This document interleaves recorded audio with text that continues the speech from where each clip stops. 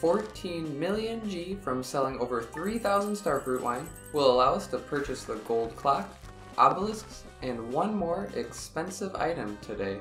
We will also finally reach maximum friendship with every NPC in the game, meaning we have practically reached perfection, and now just have to wait for the remaining cooking recipes.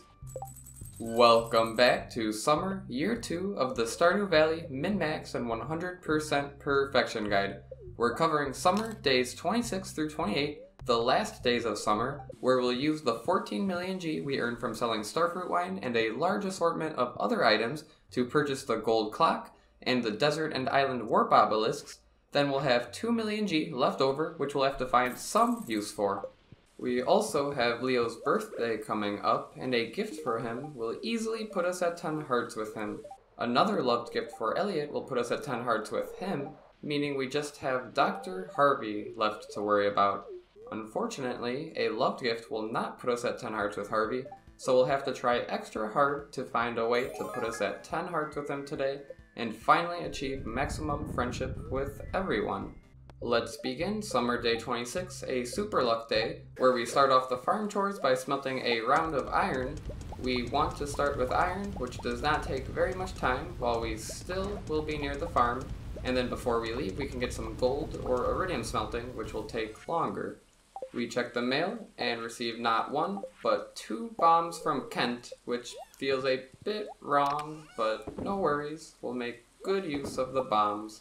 We head back inside to cycle the cheese casks, then head back out and harvest the corn and hops since it is raining, meaning the Junimos will not do so for us. We quickly harvest the fruit trees inside the greenhouse, cycle some more machines, then begin smelting a round of gold ore. We use a rain totem to guarantee a stormy day tomorrow in order to get a few more battery packs before the end of summer. We grab everything we need, including all the materials for the remaining obelisks we need from the wizard, and before leaving we harvest the fish ponds, then make our way down to Cindersap Forest and head straight for the wizard's tower. We'll move our obelisks around a bit. We want the island obelisk to be most easily accessible, since it's likely the one we will use the most. You could argue we warp to the desert more often, but remember, desert warp totems only cost 3 omnigeodes, which is super cheap, and we will usually just use the totems as opposed to the obelisk still, even after purchasing the desert obelisk. But anyway, we do purchase both the island and desert warp obelisks, and move all the obelisks to a nice location near our greenhouse, and after this we can purchase the gold clock, which we cannot interact with, so I will put it off to the side by the silo, but what this will do is make it so debris will never appear on the farm again. And most importantly, we now have finished the perfection goals of having the gold clock and all 4 obelisks on the farm. We warp back to the farm, and really all we have left now today is just giving out gifts to Leo, Elliot, and Harvey. But we do have a slight problem, and just a normal, loved coffee as usual won't satisfy Harvey and put us at 10 hearts with him. We'll need a little something extra, but unfortunately, we do not have any rabbit's feet with silver or gold quality right now. Harvey does love the super meal, and with the help of a certain someone, we can obtain a gold quality super meal. We'll use our new island warp obelisk to warp to Ginger Island, and while we pass by the farm, we'll collect the mangoes and bananas, then chop down any trees along our way.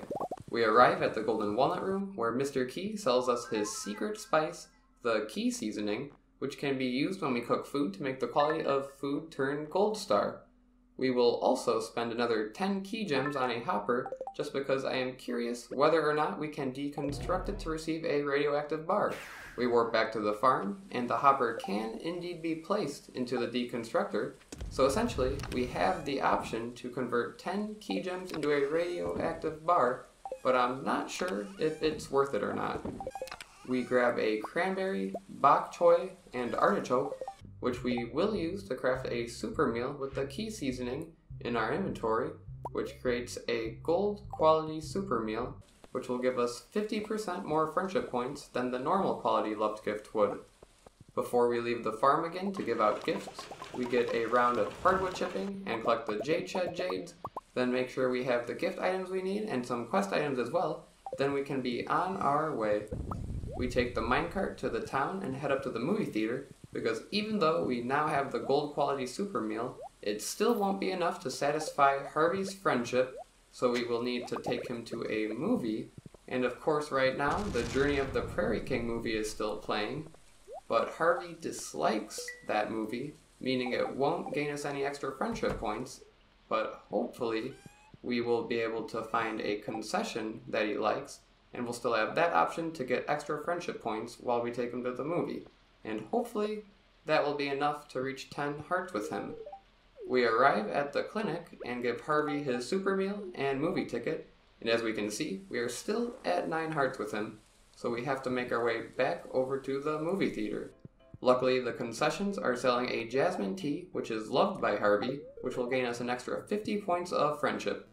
And thankfully, we will not lose any friendship points by taking Harvey to a movie which he dislikes. After the movie finishes, we are met with the moment of truth. We check our friendship status, and we are indeed at 10 hearts with him now. All that are left are Elliot and Leo. We warp back to the farm real quick, and since the gold finished smelting, we can get a round of iridium going. The main reason I warped back to the farm, though, is to grab a rabbit's foot, just in case we end up entering Emily's house or the saloon, but I had forgotten that we must view every NPC's 10 heart event before the special event will trigger, so we need not worry right now.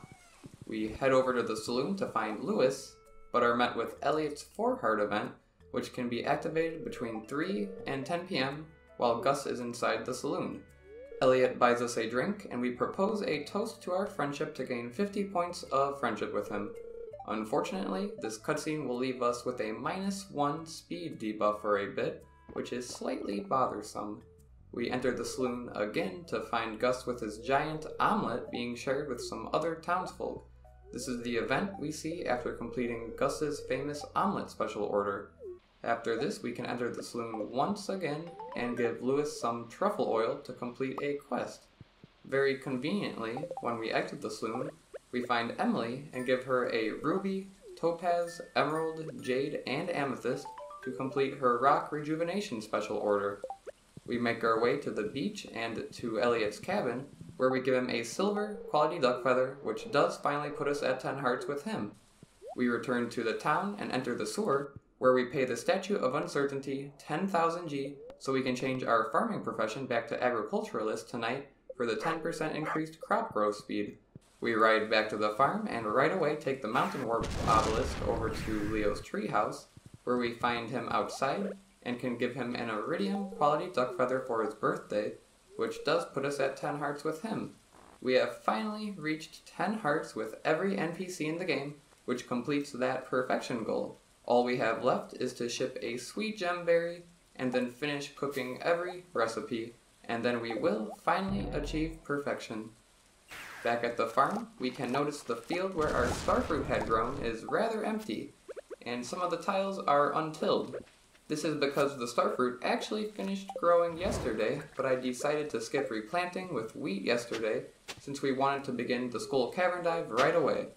The Junimos harvested the starfruit for us, so we will need to retill some of the tiles and place down some new deluxe speed grow as well, and then we can plant some wheat seeds, which will allow the land to stay tilled and watered for the first day of fall.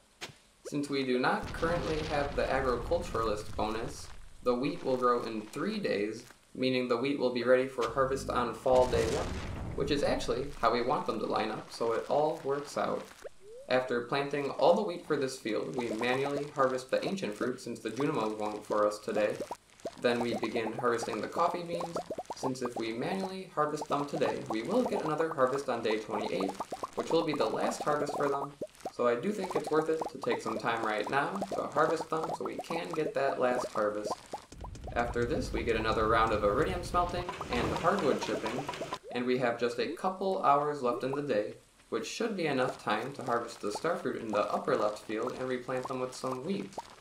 We won't have enough time to tend to the bottom left starfruit field, but that's okay because tomorrow we will have our agriculturalist profession back, which means planting wheat tomorrow will grow in 2 days and therefore will also be ready for harvest on fall day 1. We finish the upper left field and have a small amount of time to get our inventory organized before we pass out.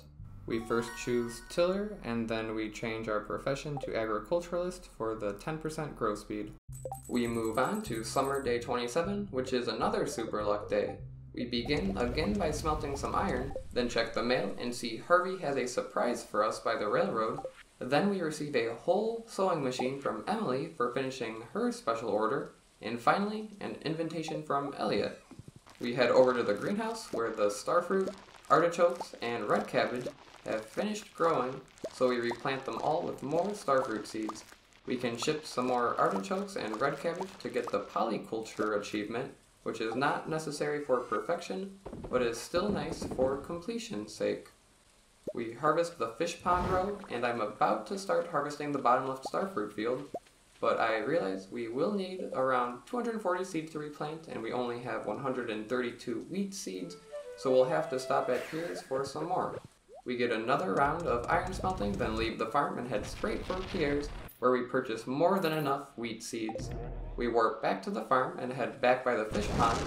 We brought 10 bug meat for the slime fish, then we can start harvesting the bottom left starfruit field and finish replanting with wheat seeds.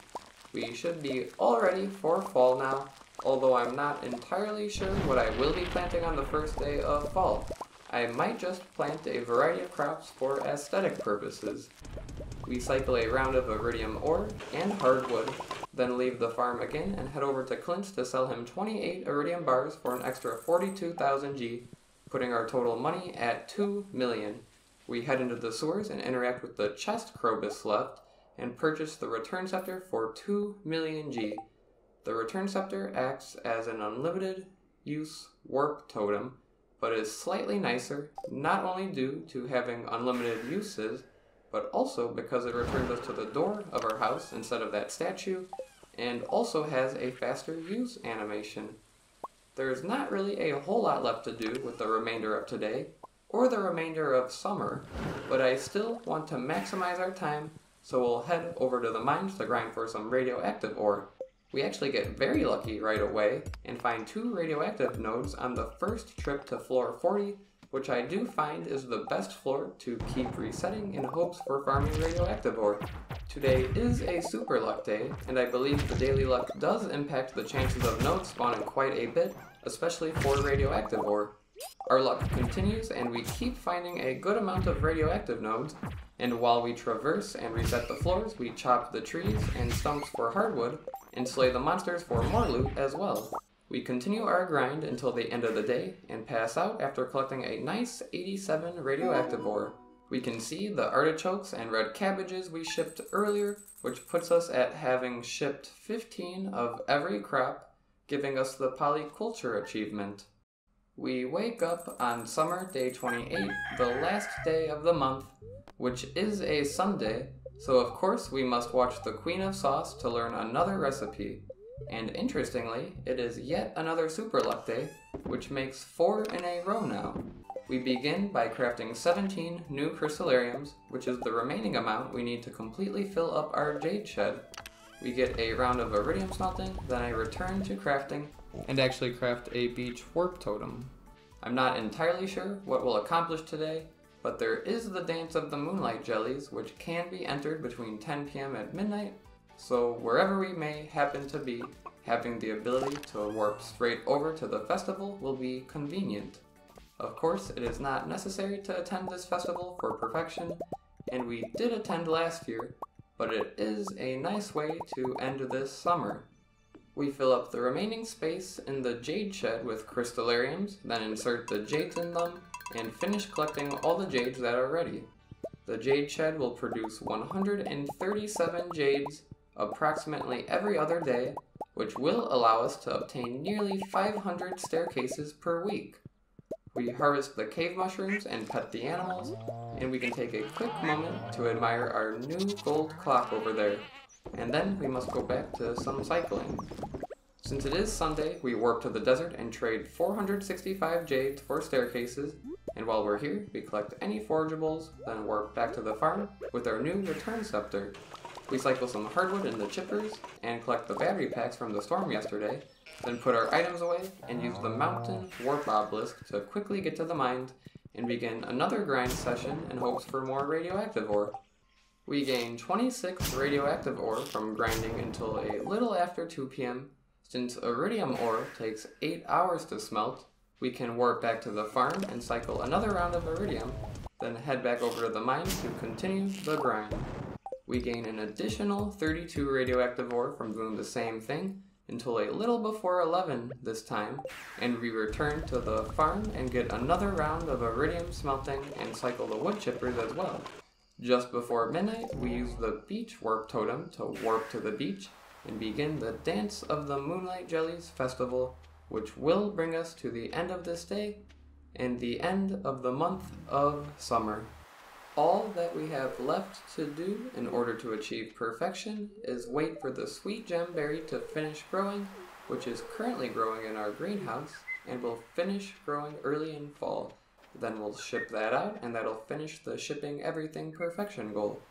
We must also make sure we watch the Queen of Sauce on every Sunday in order to learn the new recipes that we will need to cook to achieve the cook everything perfection goal. And of course, we cannot learn the final recipe until Winter Day 28, which is the last day of Year 2. We have certainly come a very long way since we began this run over a year ago, and have learned a whole lot since then. If we began another min-max playthrough with all this new knowledge, we would certainly be able to achieve many of our goals much sooner and make a whole lot more money in much less time. This does inspire me to start a new min-max series soon, but of course, as I have mentioned, I will try some other content on this channel as well. But before we get around to any of that, we must actually finish this playthrough and finally achieve perfection. There will be a few more videos wrapping up this series and achieving perfection, and I will plan to live stream this upcoming Saturday, January 14th at 11 a.m. Central Time. If you are looking forward to future videos and what's to come, please consider subscribing to be sure to see them when they come out. And I always appreciate your comments, so feel free to share anything you'd like to say. As always, thank you for watching, and goodbye.